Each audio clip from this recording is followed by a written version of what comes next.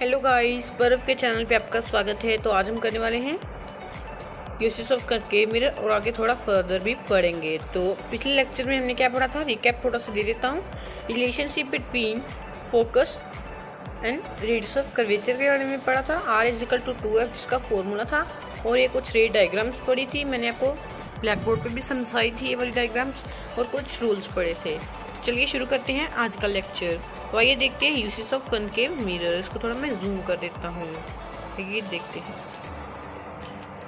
Concave mirror are commonly used in torches. कहते हैं कि कनकेव मिरर हैं जो टॉर्चेस में भी यूज होते हैं। सर्च लाइट जो कि किसी को ढूंढने के लिए यूज होती है, ये वाली सर्च लाइट, सर्च का मतलब आपको पता ही होगा। एंड व्हीकल्स हेडलाइट, जो व्हीकल्स के आगे थोड़ी हेडलाइट्स लगी होती है ना, जो कि पैरेलल बीम ऑफ लाइट देती हैं, वो कनकेव मिरर उसके यूज होता है बाहरली साइड।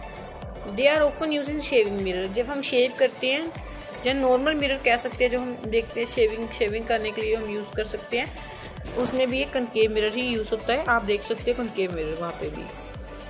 डेंटिस्ट के द्वारा ये यूज़ होता है, उसको भी ये कनकेव मिरर ही वहाँ पे होता है, क्योंकि ये इनलार्ज इमेज देता है। इनलार्ज मैंने अपने पिछले वीडियो में भी बताया था कि इनलार्ज का मतलब क्या है, कुछ बेसिक टर्म्स बताई थी आपको, वहाँ से आप जाकर दे सकते हो। वैसे इनलार्ज का मतलब होता है बहुत बड़ा, और हाईली इनलार्ज का मतलब होता है थोड़ा सा बड़ा।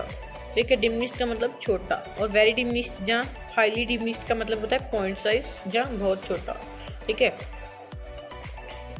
ये 300 पेशेंट देखो मैंने आपको बता दिया कि इनलार्ज इमेज लेने के लिए करते हैं, ताकि जो हमारे दांत का जो स्ट्रक्चर है वो बहुत बड़ा दिखे। और जो हीट सोलर फाइनेंसिस में भी ये यूज़ होते हैं। फॉर एग्जाम्पल ये कनकेव मिरर लगा है, ये कनकेव मिरर है एक, ठीक है, एक कनकेव मिरर है, और यहाँ पे एक ऐसी चीज़ है जिसको हमने हीट अप करना है, और यहाँ से सन की रे आ रही है, ऐसा फोकस दिलाएंगी को जो चीज़ होगी इसको मेल्ट कर देगी। ठीक है, जहाँ कोई भी उसका यूज हो सकता है, क्योंकि वहाँ पर हीट आ रही है। और ये एंटीना में भी यूज़ होते हैं, एंटीना को भी ऐसे ही बोल सकते हैं। देखिए ऐसे एंटीना है, उसके ऐसे लगाता है थोड़ा सा, यहाँ से सन की रे आती है, एक ये जो रेस जाती है रेडियो वेव्स, ये एक जगह पे ही सारी मतलब पूरे एंटीना पे फोकस हो जाती है। ठीक है, ये है image formation by convex mirror, ये भी बहुत इंपॉर्टेंट है। दो ही इमेज फॉर्मेशन ही में दोनों ही करनी है। आइए देखते हैं, पहले देख लेते हैं इमेज है कैसी कैसी। देखो यहाँ पे हुआ क्या है, मैंने आपको बाद में ब्लैक बोर्ड पे भी समझाना है एक बार, वैसे यहाँ पे क्विक रिव्यू ले लीजिए। देखिए यहाँ पे इन्फिनिटी पे ऑब्जेक्ट पड़ा है, पैरेलल रेस जा रही हैं, ये प्रिंसिपल एक्सिस है। ठीक है, ये है हमारा प्रिंसिपल एक्सिस।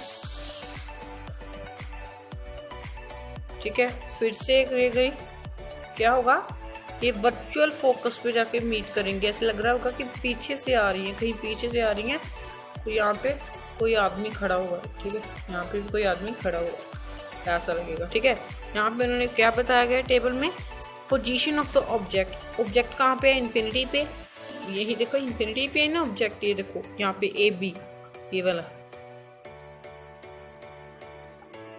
और दूसरा क्या बताया गया है, position of the image, image कहाँ पे है, बिहाइंड द मिरर कहाँ पे है, फोकस पे। देखो पॉइंट साइज इमेज सो में हाईली डिमिनिश्ड हुई है, तो पॉइंट साइज बता दिया था पहले भी आपको। और साथ में एक और इसका फंक्शन बताया गया है कि नेचर कैसा है, वर्चुअल नेचर, जो कि ऐसी लगता है कि जैसे बनी है पर बनी नहीं होती, उसको हम कहते हैं वर्चुअल। और इरेक्ट का मतलब होता है बिल्कुल स्ट्रेट या सीधी। ठीक है, और इन्वर्टेड का मतलब क्या होता है, उल्टी। अगर अगली इमेज देखें, यहाँ पे क्या हुआ है, ऑब्जेक्ट यहाँ पे पड़ा है, यहाँ पे ऑब्जेक्ट पड़ा है। जैसे कि हमने सेंटर ऑफ कर्वेचर वाला रूल देखा था पिछली वीडियो में, अगर आपने नहीं देखा तो पिछली वीडियो देख लीजिए, वहाँ पे मैंने रूल बिल्कुल क्लियर करवाए हुए हैं। यहाँ से क्या होगा कि सबसे पहले सेंटर ऑफ कर्वेचर में जाएगी। यहाँ मैंने आपको बताया था वहाँ पे भी कि सेंटर ऑफ कर्वेचर से अगर पास होती है रे, तो वापस मुड़ के आती है और सेम पाथ अपनाती है। क्यों अपनाती है सेम पाथ, क्योंकि angle of incidence is equal to angle of reflection is equal to 0। Angle of incidence और एंगल ऑफ रिफ्लेक्शन क्या होते हैं, 0 के बराबर होते हैं। ठीक है, ये इसका मेन मतलब था। आगे तो ये एक हमारे फोकस पे आ रही है, देखो यहाँ से एक रे निकल रही है और यहाँ से जा रही है, और पीछे ऐसा लग रहा है जैसे फोकस से आ रही हो, तो एक ऑब्जेक्ट जो इमेज फॉर्म हो जाएगी। ठीक है, इसमें भी वर्चुअल इमेज फॉर्म हो रही है, डिमिनिश्ड इमेज फॉर्म हो रही है। ऑब्जेक्ट कहाँ पे पड़ा है, बिटवीन पोल एंड इन्फिनिटी, और इमेज कहाँ पे फॉर्म हो रही है, बिटवीन P एंड F, जहाँ behind the mirror. Up to focus, ठीक है, कहीं पे भी फॉर्म हो जाएगी। आइए देखते हैं, थोड़ा मैं आपको क्विक रिव्यू बताता हूँ ब्लैक बोर्ड से। तो आइए देखते हैं, जो हमने फर्स्ट वाला देखा था उसमें क्या हुआ था, मेनली हुआ कुछ यूं था। ये एक है कन्वेक्स मिरर, हमने यहाँ पे भूल नहीं करनी, कन्वेक्स मिरर ही ड्रॉ करना है, ठीक है। कन्वेक्स मिरर ड्रॉ किया, कहीं पे भी एक ऑब्जेक्ट पड़ा था, ठीक है। ये 2 रेज हैं, यहाँ पे हमारा है फोकस है यहाँ पे सेंटर ऑफ कर्वेचर है, यहाँ पे पोल है, आपको पता है। यहाँ से रे जाएगी और आपने कुछ चालाकी से ऐसे ये पहले ही ड्रॉ कर देनी है, क्योंकि कई बार ये गलत बन जाती है। और ऐसे आपने रेज जो है रिफ्लेक्ट करवा देना, आएंगी यहाँ से और जाएंगी यहाँ से, आएंगी यहाँ से और जाएंगी यहाँ से, ठीक है। देखने वाले को लगेगा कि कहीं पीछे से आ रही है, पीछे से आ रही है, ठीक है। ऑब्जेक्ट यहाँ पे पड़ा होगा और इमेज यहाँ पे फॉर्म हो जाएगी, ठीक है। ये डॉट साइज, ठीक है। समझ आ गई आपको? कमेंट करके बताइए अगर आपको समझ आ गई। सेकंड देखिए, मिरर पड़ा है, प्रिंसिपल एक्सिस,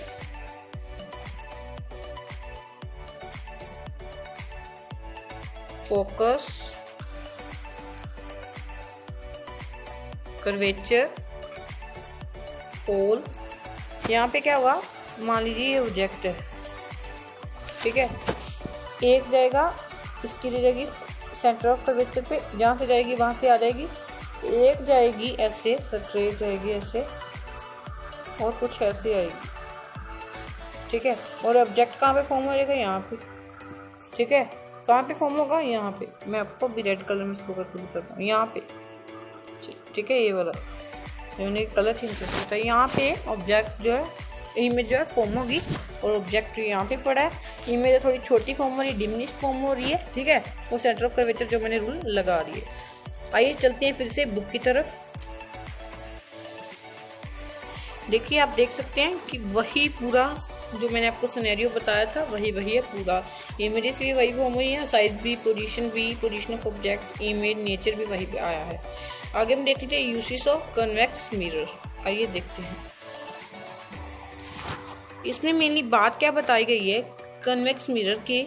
जो ये मेनली कहाँ पे यूज होते हैं, जो बस का जो पीछे वाला शीशा होता है ना देखने के लिए, वहाँ पे यूज होती हैं। क्योंकि देखिए, इतनी बड़ी रोड है, मान लीजिए इतनी बड़ी रोड है, और अगर कोई और मिरर लगा होगा, जब प्लेन मिरर लगा होगा, कि एक ही गाड़ी दिखेगी। पर कन्वेक्स मिरर क्या करते हैं कि डिमिनिश इमेज फॉर्म करते हैं, डिमिनिश करते हैं यानी छोटी इमेज फॉर्म करते हैं। और जितनी भी दूर दूर तक गाड़ियाँ होंगी, एक नहीं दिखेगी, जितनी एक के पीछे एक के पीछे एक, अगर होगी तो ही दिखेगी। ये नहीं है कि अगर है ही नहीं तो भी दिखने लगेगी, ठीक है। अगर है तो हमें दिखेगी, ठीक है। आगे हम कुछ साइन कन्वेंशंस देख लेते हैं। Sign conventions for reflection by spherical mirror. ये जो है रे डायग्राम्स वाला टॉपिक बिल्कुल निकल गया है। अगर आपको समझ नहीं आया तो एक बार फिर से देख सकते हैं आप हमारी वीडियो को, ठीक है। तो आगे अगर नहीं समझ आया तो मुझे कमेंट करके बताइए, मैं आपके लिए एक और वीडियो अपलोड कर दूंगा, ठीक है। बस आपको करना क्या है, लाइक करना है हमारी वीडियो को, शेयर करना है और हमारे चैनल को सब्सक्राइब करना है। आइए देखिए, sign convention for the reflection by spherical mirror. While dealing with the reflection of light by spherical mirror, we shall follow a set of sign convention called Euclidean sign convention. ये बहुत important question बन सकता है यहाँ से कि जो हमने साइन कन्वेंशन पढ़ते हैं उनको एक और नाम दिया गया है, जहाँ साइंटिफिक नेम दिया गया है, उसको हम क्या कहते हैं, न्यू कार्टेशियन साइन कन्वेंशंस, ठीक है। कहते हैं कि pole of the mirror is taken as origin. जो पोल है उसको हम ओरिजिन मानते हैं, यानी वहाँ से हर एक चीज़ जो है मेजर करते हैं। अगर यहाँ पे जाना है तो कहेंगे पोल से लेकर यहाँ तक, अगर इधर को जाना है तो कहेंगे पोल से लेकर यहाँ तक, ठीक है। ऐसे हम उसको मेजर बोलते हैं ना, मेजर करते हैं। और ये जो प्रिंसिपल एक्सिस होता है ये एक्स एक्सिस में मेजर होता है। एक्स एक्सिस ऐसी होती है ना, वाई एक्सिस ऐसी होती है, एक्स एक्सिस ऐसे, ठीक है। प्रिंसिपल एक्सिस भी तो एक्स एक्सिस में आ जाती है। फिर आगे हम कुछ साइन कन्वेंशन पढ़ते हैं। ये पहले मैं आपको रीड करवा देता हूँ, फिर आपको डायग्राम से पूरा समझा कर बताऊंगा कैसे क्या हो रहा है। The object is always placed on the left of the mirror. This implies that the light from the object fall on the mirror from the left hand side. आइए मैं आपको पूरी पढ़ा देता हूँ। All distances parallel to the principal axis are measured from the pole. देखिए फिर से वही बात बताई गई है कि जो भी डिस्टेंस मेजर होता है वो पोल से ही होता है, ठीक है। कहेंगे पोल से लेकर यहाँ तक, यहाँ से लेकर यहाँ तक। All the distance measured to the right hand side are taken as positive while the left are taken as negative. Distance कहते हैं कि जो राइट साइड के हम डिस्टेंस लेते हैं वो हम नेगेटिव होते हैं, जो इधर को जाएं तो वो पॉजिटिव हमारे आ जाते हैं, ठीक है। नेक्स्ट लाइन क्या बताइए, distance measured from the perpendicular to and, ऐसे प्रिंसिपल एक्सिस है, ऐसे ऊपर को जाएंगे तो ये होगा पॉजिटिव और अगर नीचे को आएंगे तो ये होगा नेगेटिव, ठीक है। ये इसमें बताया गया distance measured perpendicular to and below, ये मैंने आपको बता दिया है। यहाँ पे इसमें क्या बताया गया है, distance measured perpendicular to and above the principal. ये फिर से दोनों पॉइंट मैंने आपसे मिक्स कर दिए हैं। जैसे ये प्रिंसिपल एक्सिस है, ऊपर का अगर डिस्टेंस हम मेजर करेंगे तो वो पॉजिटिव आएगा, अगर हम नीचे को जाएंगे तो वो नेगेटिव आ जाएगा, ठीक है। समझ आ गई आपको? हाँ ठीक है। ये आ गई है हमारी डायग्राम। देखिए जो मैंने आपको बताया वो बिल्कुल ही करेक्ट था। हाइट अपवर्ड है, जो अपवर्ड ऊपर की तरफ है, जो उसको हम नेगेटिव मानते हैं, ठीक है। जिसको ऊपर मानते हैं, ऊपर का जो हम नेगेटिव मानते हैं, तो हाइट डाउनवर्ड से उसको हम पॉजिटिव मानते हैं, ठीक है। मैंने आपको पहले भी बता दिया है। आगे डिस्टेंस आपको मैंने बताए थे, इसको हम पॉजिटिव मानते हैं, इस तरफ जाएं तो इसको हम नेगेटिव मानते हैं, ठीक है। नीचे को आए तो नेगेटिव मानते हैं, ऊपर को जाए तो पॉजिटिव आता है, ठीक है। मैंने सारा कुछ आपको बता दिया है। आगे हम देखते हैं यहाँ से मैग्निफिकेशन, मिरर फॉर्मूला और मैग्निफिकेशन यहाँ पे आ गई। In the spherical mirror the distance from the object from its pole is called the object distance. ये देखिए ये वाला जो है, ये वाले डिस्टेंस जितने भी आएंगे, देखिए ये वाला यहाँ से लेकर यहाँ तक जितना भी डिस्टेंस आएगा इधर वाली साइड को, ये हम इसको मानेंगे यू, जहाँ तक ऑब्जेक्ट होगा पोल से, ठीक है।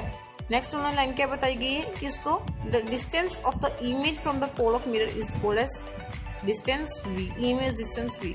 फॉर एग्जाम्पल इमेज हमारी यहाँ पे फॉर्म हुई है, यहाँ पे, और यहाँ से लेकर यहाँ तक हम जिसको उसको क्या बोलेंगे वी, ठीक है। समझ आ रही है ना आपको? आ रही है तो कमेंट करके जरूर बताइए, अगर नहीं आ रही तो फिर भी कमेंट करके बताइए कि कहाँ से समझ नहीं आ रही।